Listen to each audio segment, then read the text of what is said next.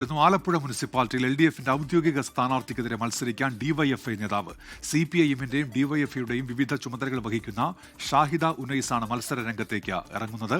കൂടിയാലോചനകൾ ഇല്ലാതെ ഘടകകക്ഷിയായ ജനതാദളിന് സീറ്റ് നൽകിയതാണ് പൊട്ടിത്തെറിക്ക് കാരണം.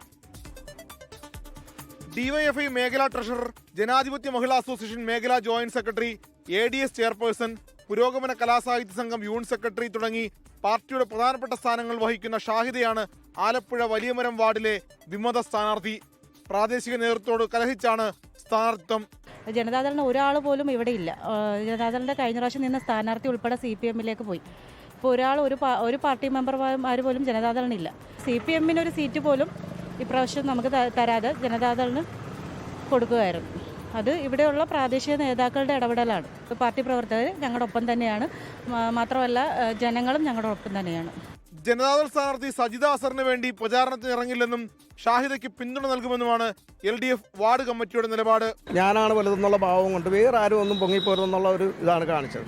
അതിനെതിരെയുള്ള ഞങ്ങളുടെ ഒരു പ്രതിഷേധം മാത്രമല്ല, പാർട്ടിയോടുള്ള വെല്ലുവിളിയൊന്നുമല്ല. പാർട്ടിക്കാർ തെറ്റിദ്ധരിക്കപ്പെട്ടിരിക്കുകയാണ്. വിജയം 100% ഉറപ്പാണ്. നല്ലവരായി വലിയമരത്തെ എല്ലാ ആൾക്കാരും ഞങ്ങളെ അറിയാവുന്നവരാണ്. ഇപ്പം നിൽക്കുന്ന ഒരു സ്ഥാനാർത്ഥിയും ഈ പൊതുരംഗത്ത് പ്രവർത്തിക്കുന്നവരല്ല. വിമത സ്ഥാനാർത്ഥിത്വം പിൻവലിപ്പിക്കാനുള്ള ശ്രമത്തിലാണ് CPIM ജില്ലാ നേതൃത്വം. RJDക്ക് കൊടുത്ത സീറ്റിനകത്തോട്ട് ചെറിയ തർക്കമായിട്ട് നിൽക്കുന്നുണ്ട്. അത് മാറും, അതൊക്കെ മാറും, പിന്നെ അതൊക്കെ മാറിപ്പോകും.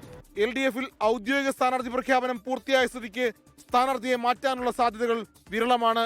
24 ആലപ്പുഴ. ലോകത്തെവിടെയായാലും ഏത് സമയത്തും 24 വാർത്തകളും ഓഗ്മെന്റഡ് റിയാലിറ്റി പാക്കേജുകളും എക്സ്പ്ലെയിനറുകളും വിശദമായി കാണാൻ ഞങ്ങളുടെ YouTube ചാനൽ നിങ്ങൾക്ക് സബ്സ്ക്രൈബ് ചെയ്യാം.